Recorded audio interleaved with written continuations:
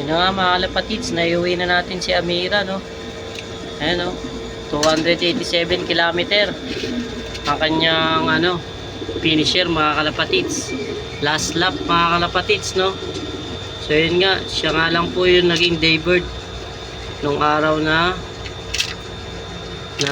last lap mga kalapatids, 287. Smash race mga kalapatids, siya lang po ang nakauwi sa araw na yun. Hapon na po siya nakauwi mga kalapatids, alas 4. Eh, may kasama siyang baby, sinama na natin, no? Mula kay Kuya Vic mga kalapatids. Yan po si Amira. Ang lolo po nito is Kirkpatrick mga kalapatids, galing kay Boss Mardek po mga kalapatids. Napakaamo po niya mga kalapatids, napagaan.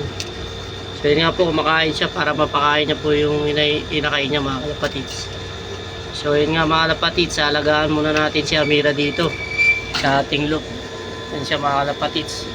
Napakaamo niya mga kalapatids. Napagandang hen Grisel mga kalapatids, no?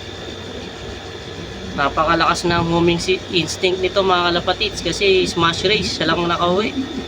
Napakalakas na ipo-ipo hangin mga buhawi mga kalapatids. Baka meron pang sunstorm dito sa Saudi, no? So maganda ang nito mga kalapatids, performance. Hindi nga lang siya nakalak mga kalapatids.